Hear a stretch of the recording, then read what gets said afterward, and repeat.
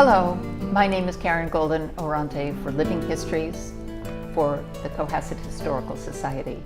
I am here with Bill Zartman, whom I had the pleasure of having dinner with, who had the entire table captivated, not to be punny, but you had us all captivated with his story as a prisoner of war of World War II.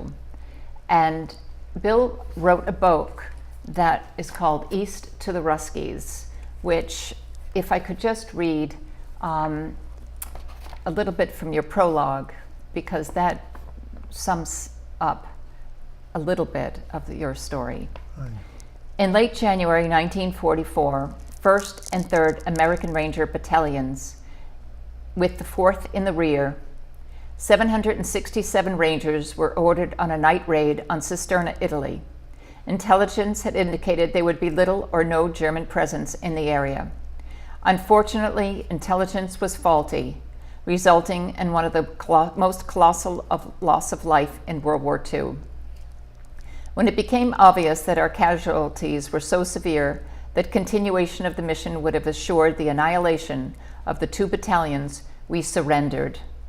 I had been hit by sniper's bullet in my back, but my wound was clearly not life-threatening, and I joined the others who were ambulatory. We were a young group of Rangers.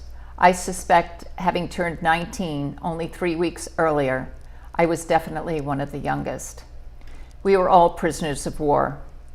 Strangely, at this critical point, my mind chose to wander, and I conjured images from a quieter, safer time, far from the dangers of the moment.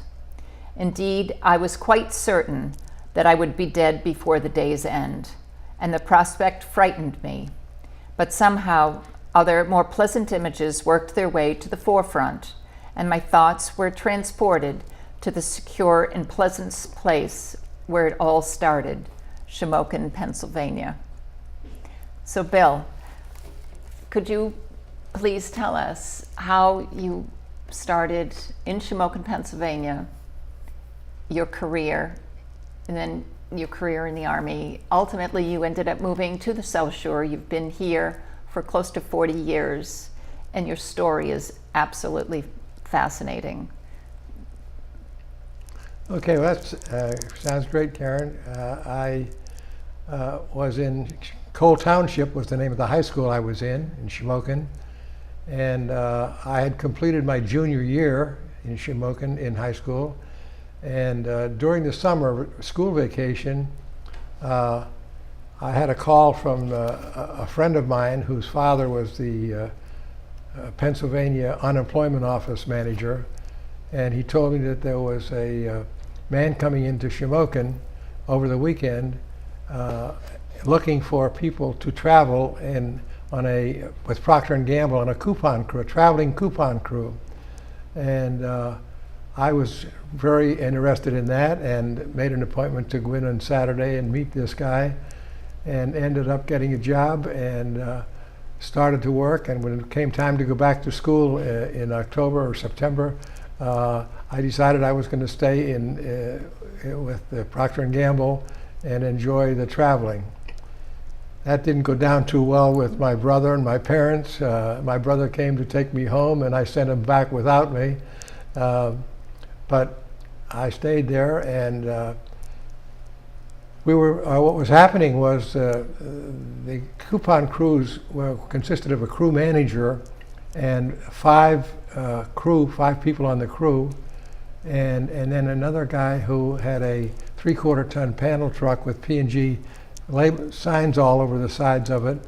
He would call on the local grocery stores in advance of the coupon crew and have them make sure that they all had enough product of all the new products that P&G had introduced in the past year, like Duz and Ivory Snow and Ivory Flakes and so on, Crisco, Green Shampoo. And the coupon crew would go door to door and hand out coupons, and then they would cash them in at the store. In any event, the man who was the store man, as we called him, who had the panel truck, he got drafted, and they were looking for a replacement. And my boss said, "Do you think you could handle that job?" I said, "Sure." So I became store man, and On December the 7th, I had just pulled into Reading, Pennsylvania on a Sunday, and we were going to start couponing the town on a Monday. And it was a snowy, cold day, I remember, and I got a room in a B&B, place similar to what we call a B&B today, in West Reading, Pennsylvania. And I went into town to see what the town looked like, because I had never been to Reading before. And I saw they had a very nice department store there, and I went in to see if I could find a gift for my mother for Christmas, because it was coming up quickly, soon. And I bought my mother a scarf, and I met the young lady who was the clerk in the store. Was very attractive and very friendly, so I suggested it was too bad that I didn't know her sooner. I could maybe invite her to dinner tonight. And she said, well, maybe we could get acquainted over dinner. And I dated her, and that night when we came back, we went to a movie and to dinner, and when we came back, her mother said, you know, they're predicting a very bad snowstorm. She said, I don't think you should try to drive to play you're staying. I think you should stay here overnight. And I did, and I slept on the sofa bed in the living room. And in the morning, I woke up to hear the Atwater Kent radio playing music, and then I heard them break in on the radio and announce that Pearl Harbor had just been invaded by the Japanese, or they had bombed out all the ships in the harbor. That was my introduction to World War II.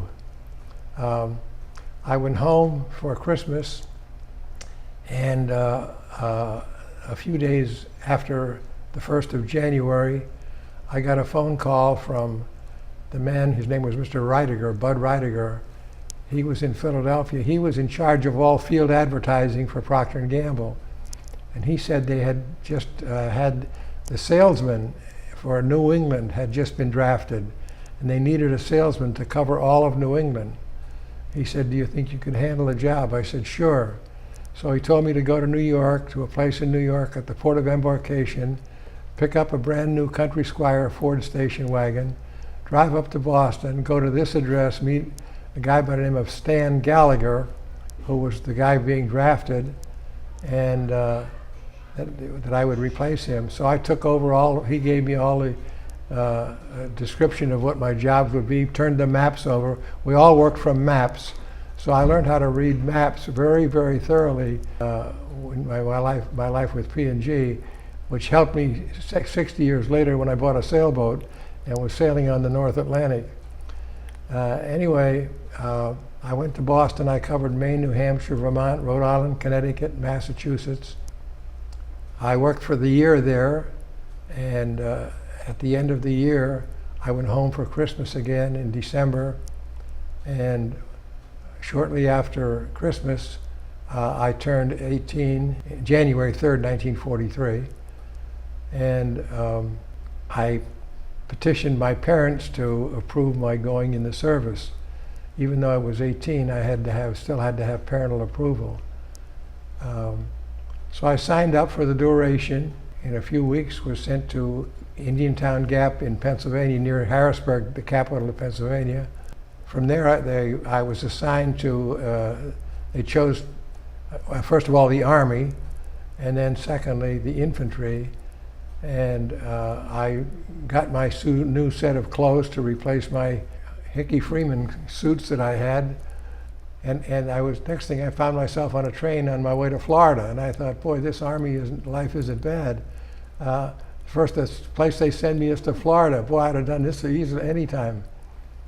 So I went to Florida. I arrived at Camp Landing. A few days later on the train, we arrived at Camp Landing, Florida, near Stark, which is near Jacksonville, and started my training in the Army. And I was assigned to an infantry division, the 66th Infantry. Started going through all of the training program there. And one day I was going by the company headquarters, and I noticed a bulletin on the wall that said that they were looking for volunteers for a new organization in the American Army being formed called the Rangers. and it was strictly a volunteer. They couldn't draft you into the Rangers. So I thought, that sounds great. That sounds like a lot of fun. So I went to my drill sergeant the next day, and I told him about this notice on the bulletin board. He said, yeah. I said, I saw it. And he said, you're not interested in that, I hope. I said, yes, I am. He said, you must be nuts. Anyway, I asked him for an appointment to see the company commander, because I said, I understand that there's one qualification that I don't meet. You have to be a non-commissioned officer, an NCO, and I'm just a private. And I said, he said, well, you think you could talk Captain Randall into doing something about that? I said, yeah, I'd like to give it a shot. So he made an appointment with Captain Randall, and I went in to see him the next day. And Captain Randall said, what can I do for you? And I told him the story. And he said, and exactly how do you expect to get to be an NCO? And Captain Randall looked into it and said that the requirement was, it could be a PFC as long as you were a temporary corporal. So politics in the Army is just like it is in the rest of our lives. There's always a way to beat the game. So Captain Randall said, what makes you think I would? I said, well, a sergeant said that maybe you could do something about it. And he said, oh, he did he? I'll have to talk to him about that. Anyway, I was accepted into the Rangers and went through an exhaustive training program for, I think it was around 6 weeks. And at the end of that training, there were only, I can't remember the exact numbers or percentage, but many of the men washed out. They simply couldn't complete the training. It was very rugged, and one of the things that helped me was I spent much of my life on the tennis courts as a kid, and I was used to playing tennis for hours in 100-degree temperature. So the Florida heat didn't bother me like it was hitting most of the other guys who were from the north. They just couldn't take the heat. Anyway, before long, I found myself on a train on the way to Newport News, Virginia, where we boarded a ship, a Victory ship, and the ship I was on was called the George H. Dern, but we knew obviously we knew we were going by water, not railroad. We left Patrick Henry a few days later, and when we got out into the bay, we could see this large armada of ships assembled on the ocean, on the Atlantic, and this was going to be a large convoy, mostly merchant ships, but also there were a lot of support vessels to protect the convoy, destroyers, everything just about except an aircraft carrier.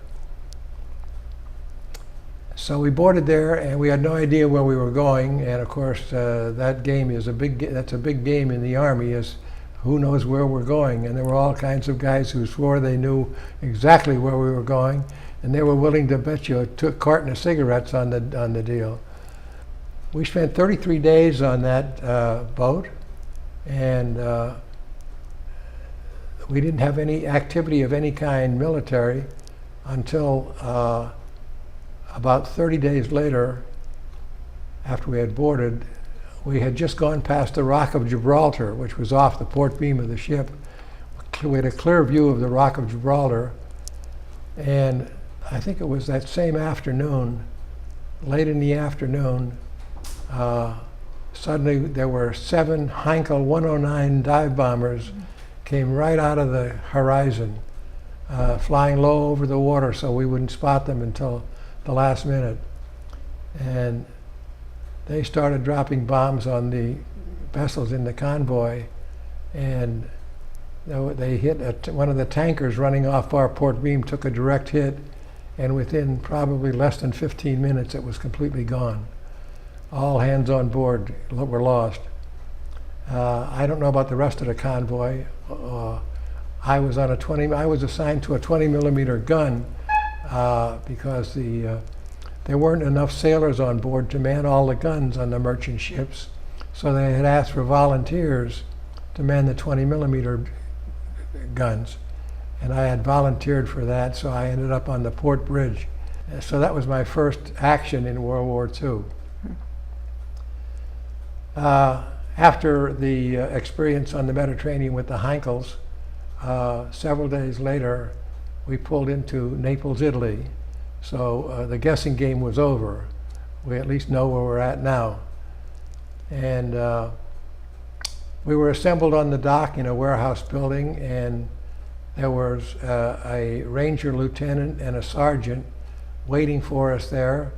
So they identified and sorted out all of the guys that were ranger volunteers, and they took us in trucks to a place in Naples that had been a racetrack, and it was not operating obviously as a racetrack.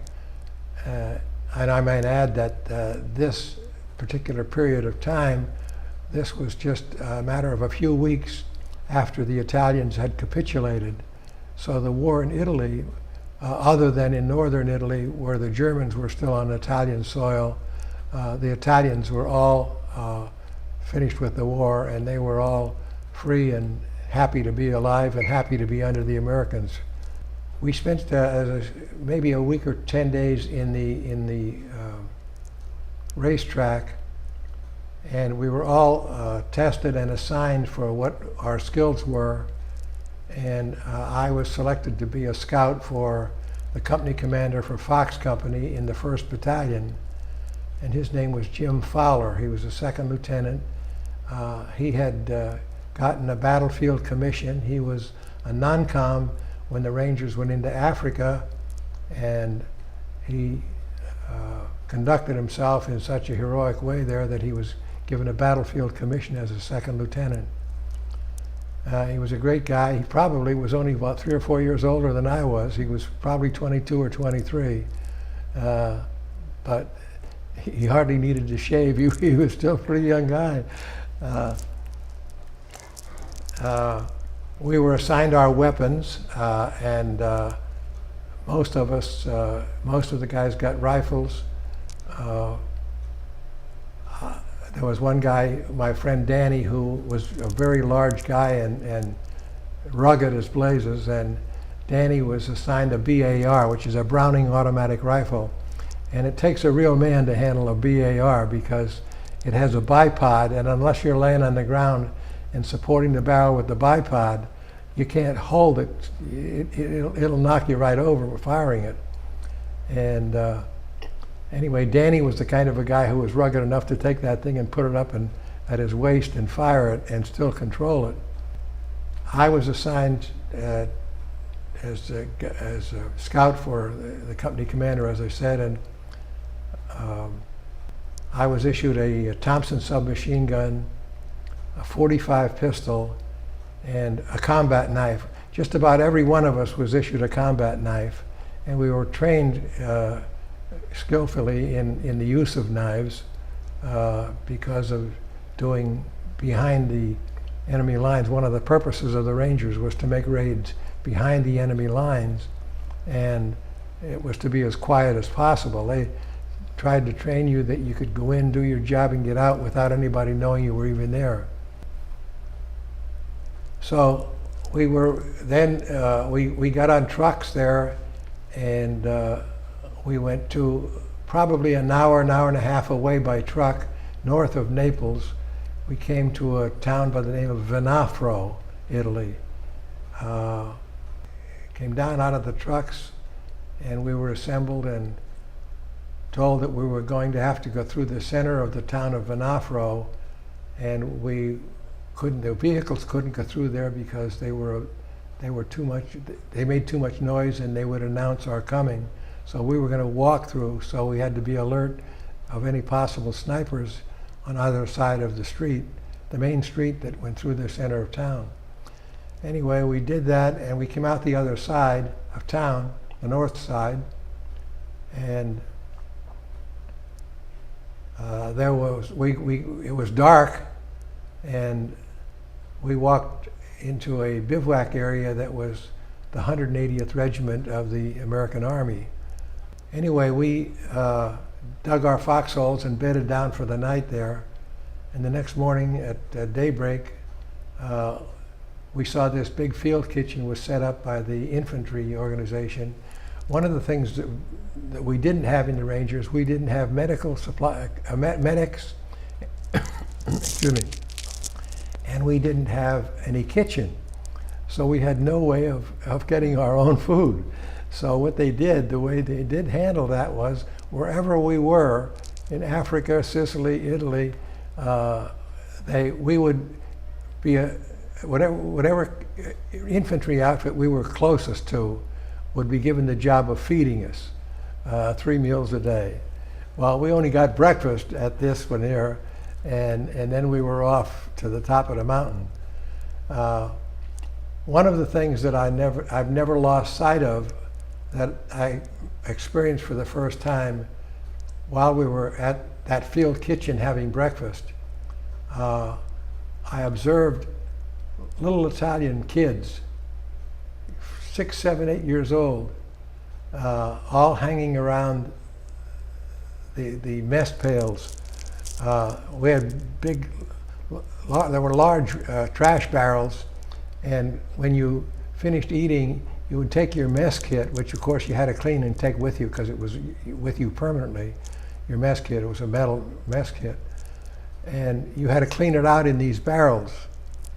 And these Italian kids were waiting there, and they knew that when everybody was finished eating and they closed the kitchen, that the kids would be allowed to go into these barrels. And I stood there and watched and waited and saw this happen. These kids reaching over the barrel, just taking the mix of food in the barrel in their hands and eating it right out of the barrels. A picture that I've never lost sight of. How lucky we are to have what we have here at home. Anyway, that same day, Colonel Darby got up in front of the group, put his hand up in the air and said, "Follow me." And I found out another tradition of the Rangers. The highest ranking officer on any event is the first one in front, which you don't usually find that. So Colonel Darby was the first guy in front, and he led the way all the way to the top of the mountain. This mountain happened to be in a range of mountains south of Monte Cassino, where the Abbey was, the famous Abbey that was bombarded so heavily in World War II. 2 battalions following him, the 1st and 3rd. We started off at the top of what became Mount 509, or Mount Corno. For a couple hours we were walking through heavy timber, heavy treed areas on a trail that was very rough. And then when we come out of that, at a level when we come out of where the foliage was, it was all rock. From there to the top of the mountain was all rock. And the trail through the rocky areas particularly was all switchback. You'd go and change direction constantly. And the trail was just wide enough. The only people who went there other than military men were the mules. And I found out again about the importance of mules in a war. The mules were used for 2 things. The mule train came up the mountain every day, bringing ammunition and food and supplies. Whatever we needed, it came up by a mule train. And these were large containers that were strapped, 2 of them, one on each side of the mule's back, in order to balance the weight of the load. And then on the way back down, they would take the dead down. So you'd have Americans slung over the mules in body bags on their way down to be buried by whatever infantry outfit was on the foot of the mountain. And that was pretty well a procedure, I think, in general. We spent just about a month on the top of Mount Corno, and freezing cold. I'll never forget Thanksgiving, and Colonel Darby was the same way. He would have never forgotten Thanksgiving. On Thanksgiving, Colonel Darby had arranged to have a hot meal brought up on a mule train. So they had a special couple of mules with large stainless steel pots slung up one each side of the mule's back, and they had everything laid out in there in layers. They had the turkey and the stuffing and so on. Then they had another layer where they had vegetables and another layer for desserts and so on. So it was a pretty complete meal. And we all enjoyed it on Thanksgiving Day. We had a great meal. And the reason we'll never forget it, because about 1 or 2 o'clock in the morning, all of a sudden everyone is going to the latrine area. And it turned out that just about every one of us had the GIs.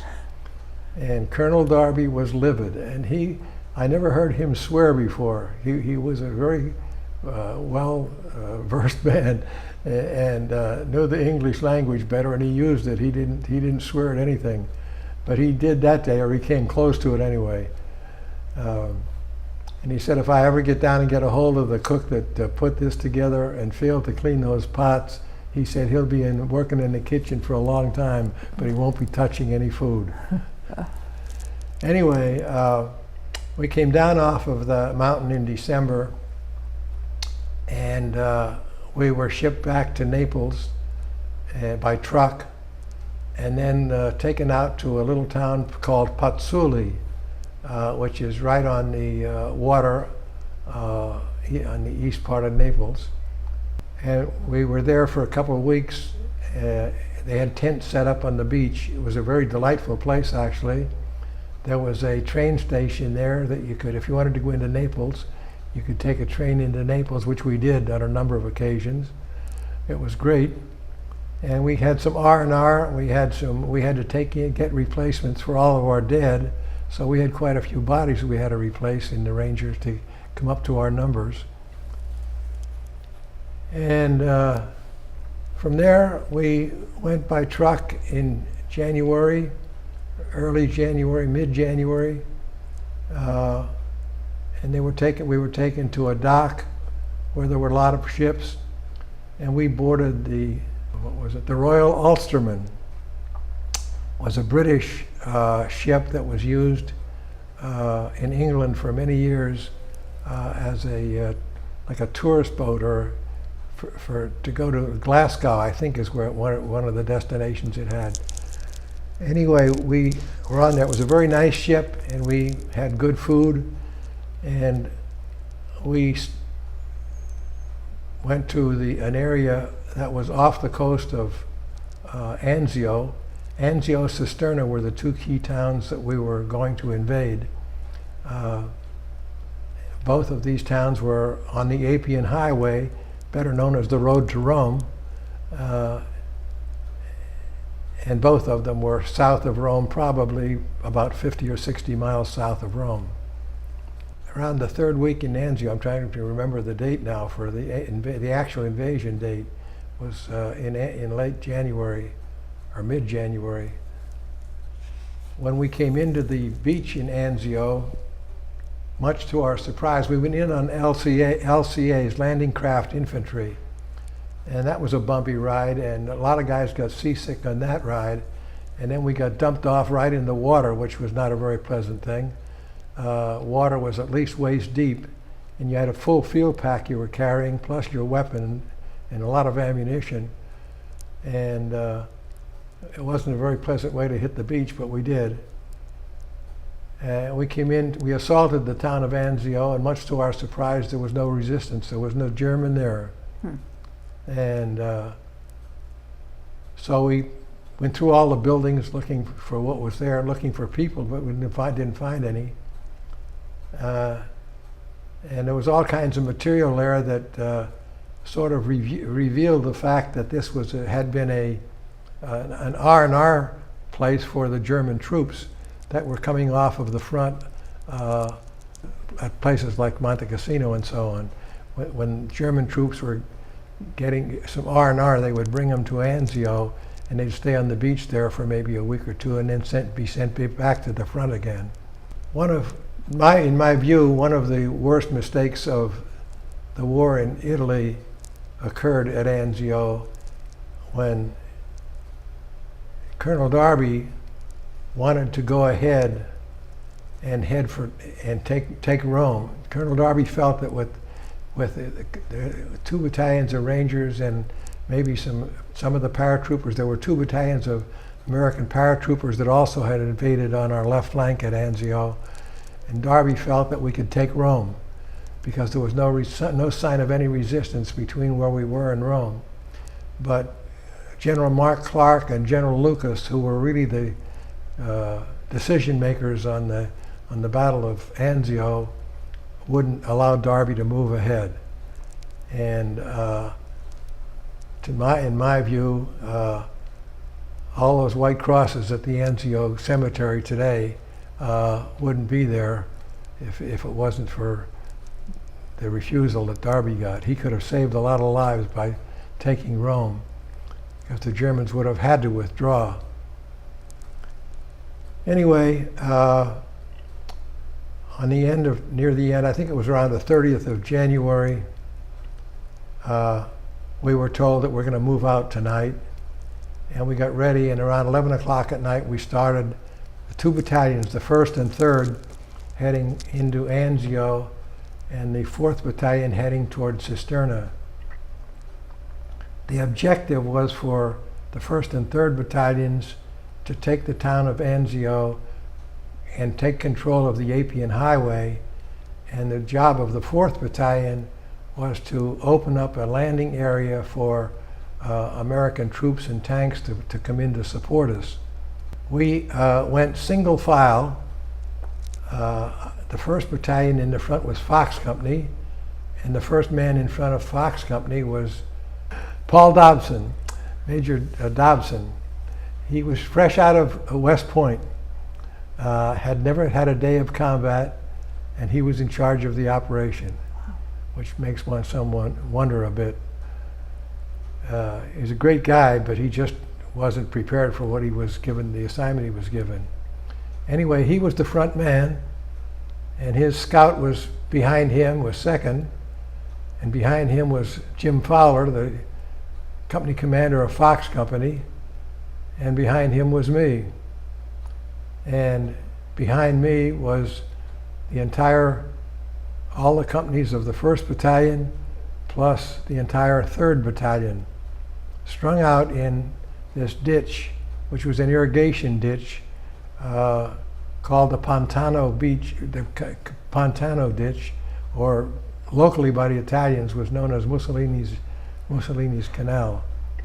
We went ahead in the ditch very cautiously with very little information from Army intelligence. At some point we were going, and we approached where there was a road crossing. Dobson called a halt, and he said, let's just sit here for a minute and listen. And somebody says, I think I hear a motorcycle. I hear a vehicle. And we waited, and then it could tell it was a motorcycle. And eventually this motorcycle came toward us and went right up on the road, went right past right in front of us. And the German driver had no idea how close he was to losing his life.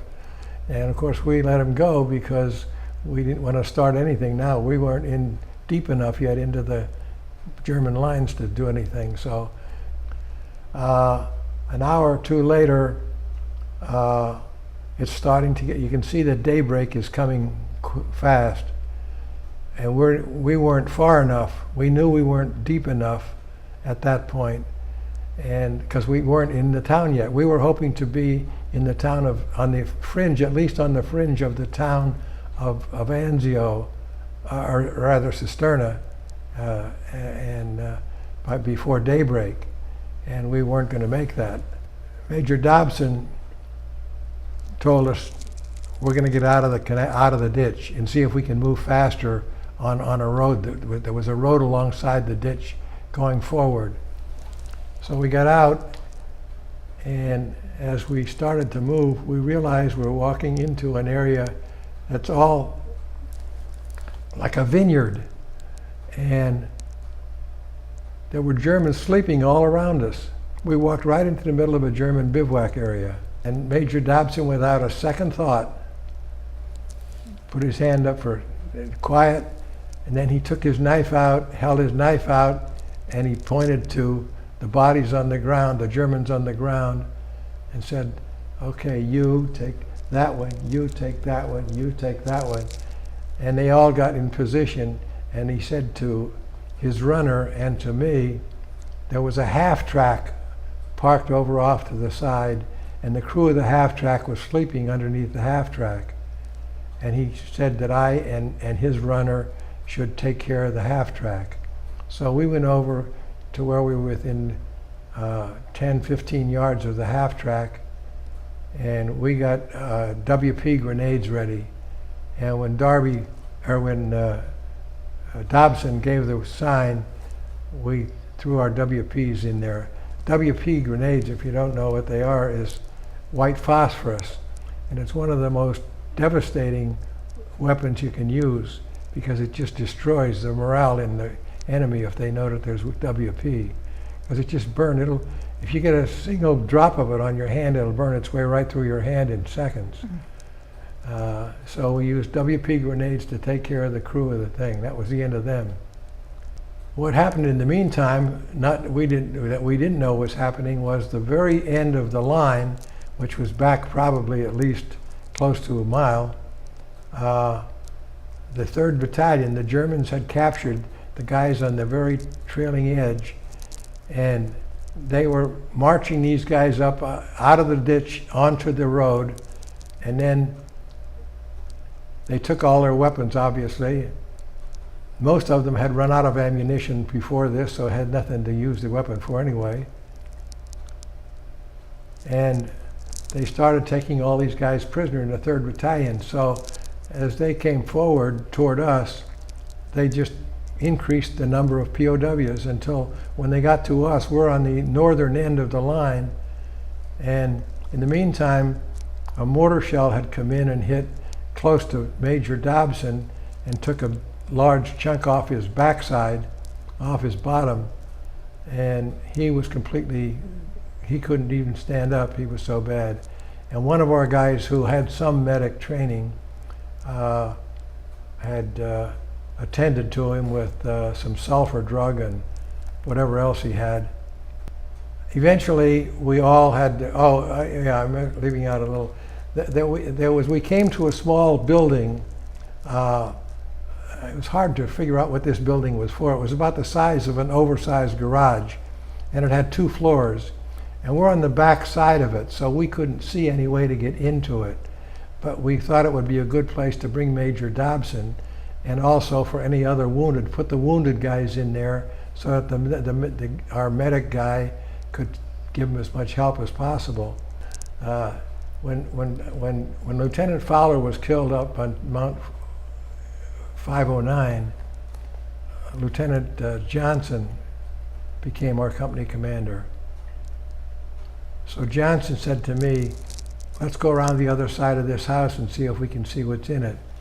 So he went first and I followed him around to the front, and we're looking at the building, and there's a door down on the bottom on the left side, and there was a window up on the 2nd floor. This was just a rough building made out of 2x4s or something. It wasn't it wasn't any place that you'd ever want to spend a night in ordinarily. Anyway, he said, let's back up. We're too close. Let's back up and get some grenades in there. So we threw grenades into the 1st floor, and nothing happened. So we were getting up to make a move to run into the front door, and Johnson got hit and went down, and there was a ditch there, like it was just a narrow, like a drainage ditch, and Johnson rolled into that, and I was behind him, and when he went down, I dove down in the ground in the same ditch where we're both laying. My head was right where his feet were, and I said, Johnson, and by the way, we never called an officer. We didn't call an officer lieutenant or major or colonel, because that tells the German that he's a high-valued prisoner. Try and take him alive if you can. So he simply called everybody by their name. So I said, Johnson, are you okay? And he didn't answer. And I said again, and I took his boot and I moved his boot and shook his boot, and he didn't answer, and I knew he had it. So I crawled up just enough alongside of him to look, and I saw we had taken a round right through his left temple.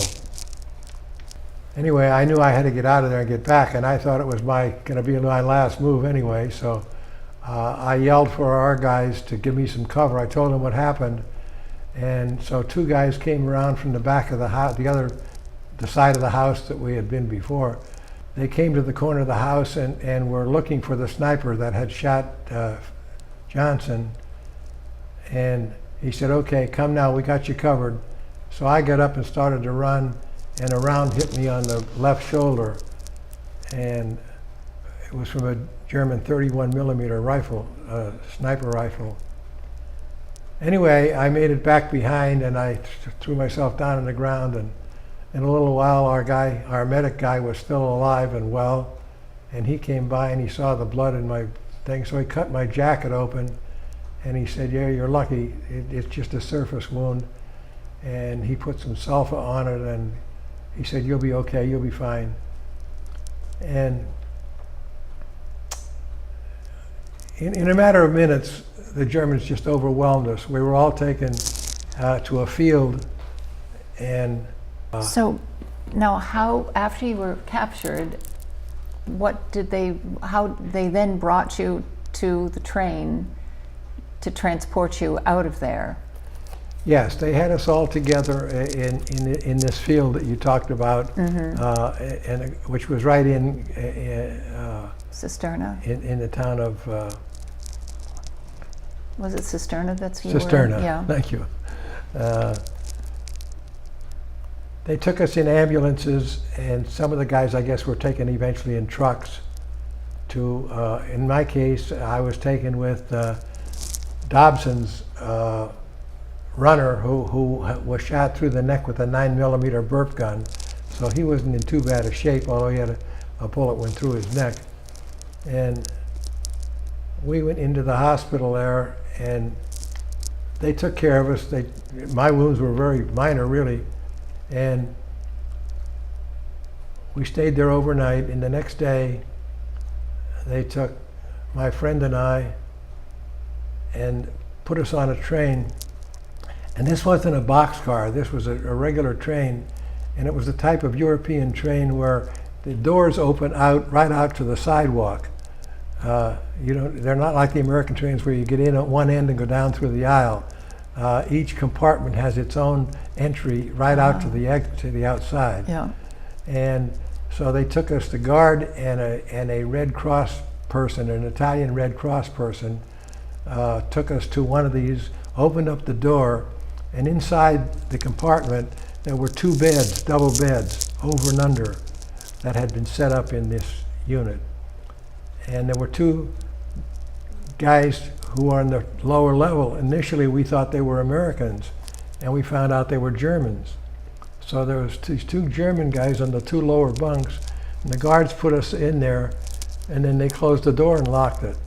And then before we left the station, these Red Cross people came by and opened up the doors and handed in 2 parcels of food. And they made it clear to us that these 2 parcels were not for the Americans, they were for the Germans. So the train started out, and my friend and I were standing up in the train, and the 2 Germans, as I said, were in the lower bunks. And as the train's going along, we're saying, well, this is an odd situation. What do we do? What do we do? And eventually one of the Germans said to the other German something about, what do you think we should do about the food? And I got enough of the conversation to know what was going on. And he said, I think we should share it with the Americans. Wow. And so one of them said to us, kennen Sie Deutsch? And I said, ja, aber bisschen. And he said, das Essen is for, that food is for us, but we want to share it with you two. So please open it up and divide it up for the 4 of us. And that's when we discovered, when they went to set up in the bed themselves, that both of them had a leg amputated. So here's two guys who have just had a leg amputated. We're the guys that did it to them, and they want to share their food with us. So it's a side of war that you saw also. It wasn't always hate.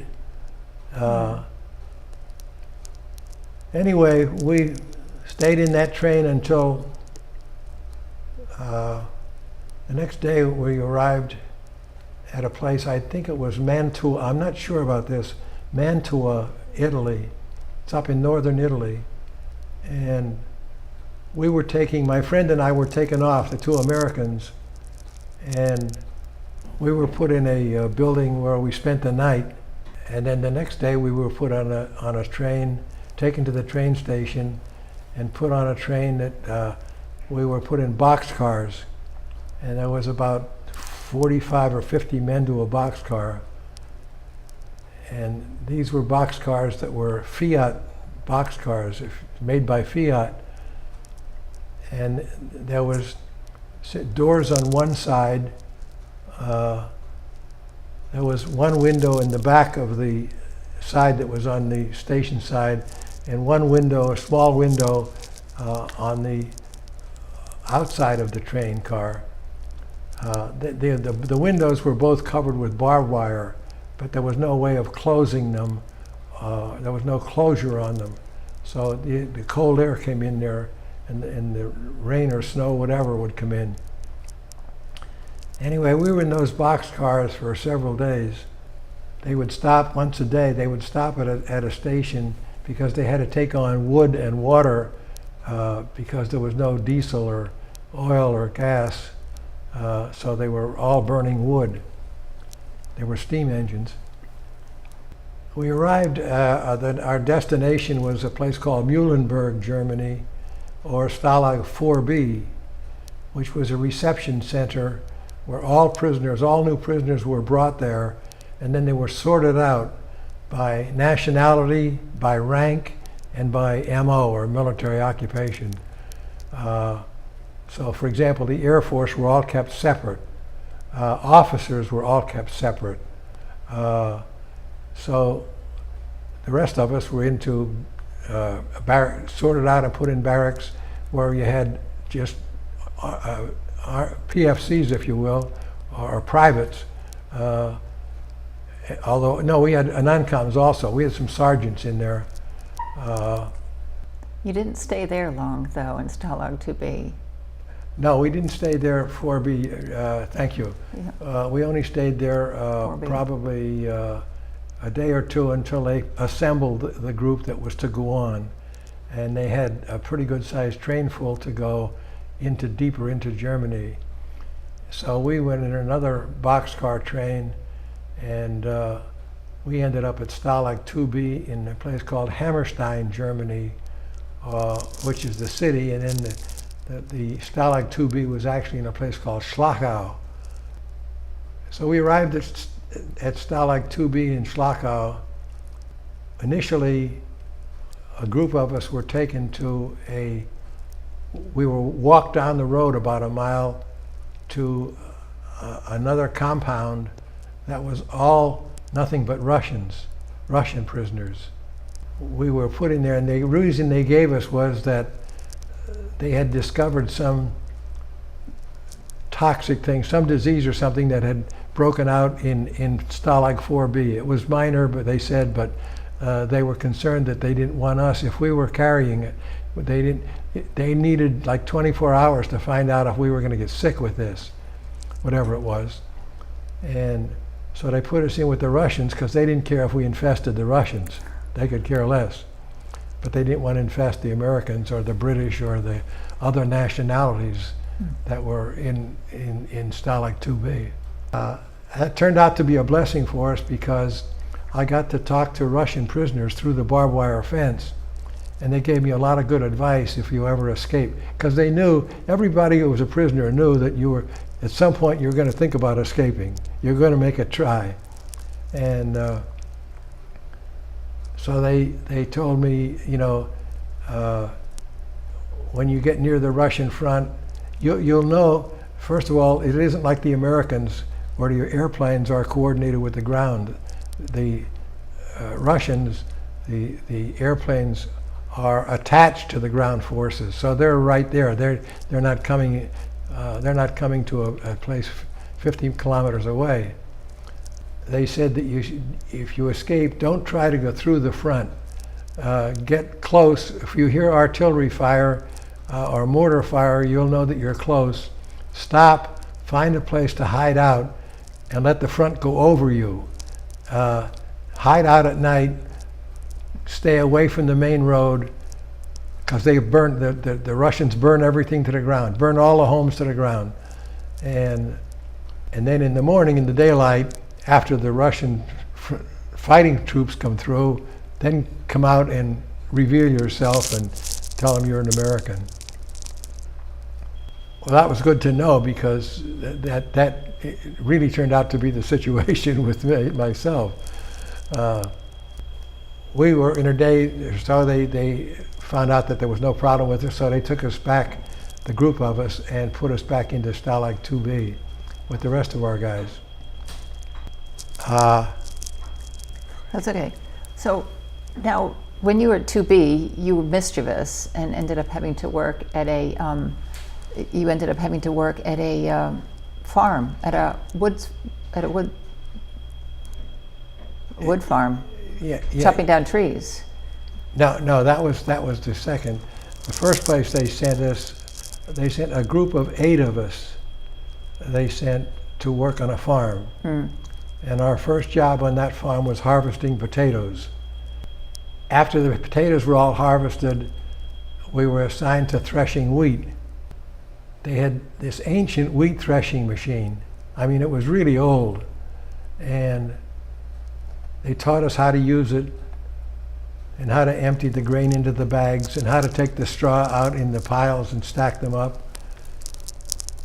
And we're working at this, and we decided after a day or 2 or 3, whatever, that it was pretty boring, that it was pretty laborious, and we needed a break. So we sabotaged the wheat threshing machine by throwing a fork into it, a pitching fork. It sounded like a tin can factory that went berserk, but the noise was unbelievable. But it certainly got the attention of both the farmer as well as the German guards. And they were absolutely blazing mad. They lined the 8 of us up against the wall of the barn and threatened to shoot us right then and there. And they said, even the rules of Geneva, you can punish prisoners for destroying German property. Anyway, the farmer said, "You're not." He stopped him. He said, "No. He said, "I'm not going to have dead Americans. I'm not going to have my wife and kids seeing people shot on our farm. If you want to shoot them, take them back to the camp and shoot them." So that's what they did. They had to notify, and everything worked slowly because there's not much telephone service or any kind of service. So you have to wait to send a message through the mail. And it has to get on a train and go back from where you came from. So they took us back into the Stalag 2B, and we were put up in front of the camp commander, who was indicted after the war for killing Americans. He was the camp commandant. He threatened to shoot us, and then he said, we need workers. We need some hard workers, some heavy workers to cut our timber. So you're going to be finding out what hard labor is. So anyway, they sent the same 8 of us out to a forest, and 7 guys and myself, and went to this place where there was like a farmer's house, or the guy. The German civilian, his name was Karl Weiss, which is Karl White. Weiss is white. And he had a wife, Oma Denbeck. His name was Denbeck, Oma Denbeck, Oma's grandma Denbeck, and then his wife, and then a granddaughter. And I talk about her in the book. Anyway, they had taken the house that the Obergeförster lived in, and they added on a thing that had 3 rooms on it. 2 rooms were the bedrooms, so they had 2 bunk beds in each one of them. So there was 4 guys in each room for the 8 of us. Then there was another room that had a rough wooden table and 2 benches, so we could sit at the table if we had anything to eat. More potato soup. Pardon? More potato soup. More potato soup. So that's a good point. Our food, our standard food ration in a PW camp, in any of them, was pretty well the same all over, with some exceptions. A bowl of potato soup and 1/5 of a roll of bread a day. If you were in certain areas of Germany, instead of potatoes, you got turnips or something like that.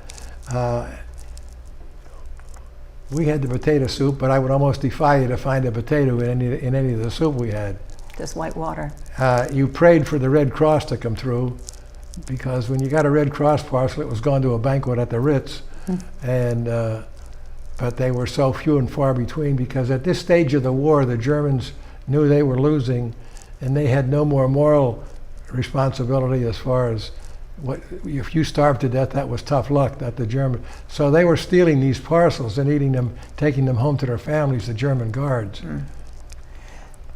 Bill, I just got notice from our cameraman that our time is up, but the amazing part of the story, East of the Ruskies by Bill Zartman, is an amazing book to procure and read, because your story from Stalag 2B, from the farm cutting wood, 3,000 kilometers through after he escaped, is an amazing story to be read. And I feel terrible to cut you off right now, but our listeners will have to get this book now to read how we're so lucky to have heard this story directly from you. East of the Ruskies, you can find it online. I urge you to get the book and to read the rest of the story. I wish I could tell it to you, but I can't, because it's so good to read. It was such a good book to read. And I thank you so very much. Now, you're going to be bombarded. If anybody from town sees you in the street, they're going to want to know the rest of the story. But you're going to have to read the book. It was fascinating. And Bill, I can't thank you enough for coming to tell us the beginning of the story, but it's up to our listeners to get the book to read the rest of the story. My pleasure. Thank you so very much. Thank you, thank you. You bet. This is Living Histories. Thank you very much.